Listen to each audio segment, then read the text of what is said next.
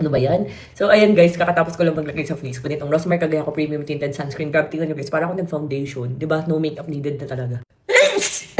Ano ba yan? Lamig kasi ngayon! Tsaka ang aga ha, mag-aalas 8 pa lang ng umaga. Ayan, ito nga guys, SPF 70 PA++++ na plus. Ayan o, parang ka naka-foundation. Very lightweight. Nakakaloka. May UVA, UVB protection na plus lightweight anti-aging, may whitening effect. Kaya naman kahit gabi naglalagay talaga ako nito bago matulog. And pagising ko, ito nga pala guys, is for face and body na po ito ha. Ito hindi na to allergic rhinitis. Sinipon bigla. Ang lamig kasi guys. Saka wala ako masyadong tulog kasi nag-aalaga nga ako ng bata. Ayan. Alam nyo guys, hindi ko maintindihan. Parang araw-araw na lang ako bangag. Kaya minsan di ako gano'ng maka-upload. Kasi nga, yun, lagi akong ano. Minsan madaling araw nag-upload ako. Kasi nga, minsan nagigising ako. Tulog na ako, nagigising ako. Gano'n. So, ayan. Kahapon, di ba nga, parang election. Sabi niya, may nag-comment. Update po, panalo po ba kayo sa pagkakonsel sa Manila? Sa mga nagtatanong, tignan nyo guys, tignan nyo muna to ha. Pag nilagay mo, parang di mo siya ka-shade. Pero once you blend it, pak, grabe, ganyan lang kabilis. Tapos parang ka nag-foundation. Di ba? Very lightweight. Ito yung bagong lagay lang. Ito, tignan nyo, oh, walang lagkit feels. Very lightweight. So, sa mga nagtatanong po, kung hindi kayo familiar, dati tumakbo na ako ng pagkakonsehal sa Sampaloc, Manila. Nung doon pa kami nakatira. Pero di kami bahay doon sa Tondo. So, sa mga nagtatanong, dati din, buntis ako noon. Yun nga, parang pinilit ako nung kapartito ko before na tumakbo.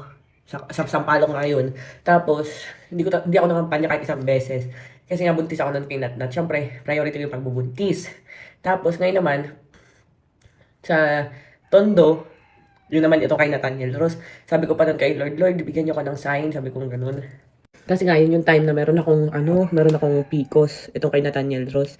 So sabi ko, hindi na ako mabubuntis. Sabi ko, syempre gusto pa namin makabuo ng baby boy ng aking asawa, ganun. So sabi ko, hindi na ako mabubuntis. So sabi ko nga, yun nga, kung mabuntis ako, edi back off na naman, parang ganun. Kasi nga syempre, parang priority talaga pagbubuntis, di ba? Tapos yun, parang naging masetan pa yung pagbubuntis ko kay Nathaniel nung umpisa. Parang dapat ano mga ba yun? Nalimutan ko kasi, parang feeling ko kasi talaga akong buntis. Nung una, ano tayo ba yung gawa ko? Parang hindi Ayan, so nung una, parang dapat kunyari, dapat 1 month na siya, ay 2 months na siya, tapos parang 1 month pala, parang medyo delay, parang ganun, yung pagbubuntis ko. Tapos nung una, parang walang sack, ay may sack pero walang baby ata, parang ganun, basta parang may kulang. Parang wala pang baby nung umpisa. Tapos, yun nga, may PCOS nga daw ako, ganun. Tapos sinabihan ako ng doktor na huwag nang magpapagod. So, yun. And pati sa Rosmar brand, bawal din yung parang magtinda ng parang hindi pantay ang gawa ko. Bawal din magtinda ng Rosmar brand na na products kasi nga daw may mukha ko plus may Rosmar. Rosmar nga yung pangalan ko, 'di ba? Doon sa pagtakbo.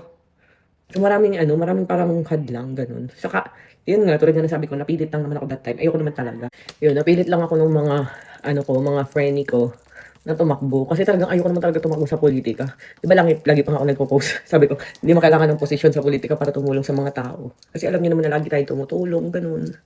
So, tetesting ko lang mag-ayos. Kasi nga, di ba, third birthday nga ganap ni Natnat ngayon. Hindi na ako nag-hire ng makeup artist. Parang tipid charts. Ayan, so, light lang naman kasi. Simple celebration lang naman. Di naman bonggang-bongga. So, ayun nga. Ano nga nang sinasabi ko? Nalimutan ko na tuloy. Ayan. Nagiging tayo ng konti. Tapos ayan, may bago kasi akong budol sa inyo. Ayan. Wala naman akong eyebag. Feeling ko lang dapat siya lagyan. Ito yung na-try ko lang minsan. Ayan, may parang wala naman nangyari. Ano na nga sinasabi ko? Ayun, pinilit ka lang ako tumakbo. Kasi nga ayoko naman talagang sa politika. Kasi nga parang sabi ko nga, mahirap, matrabaho, ganun. So ayun nga bottom line guys, hindi ko talaga alam kung bakit nila ako napilit at bakit nila ako napa-oo that time.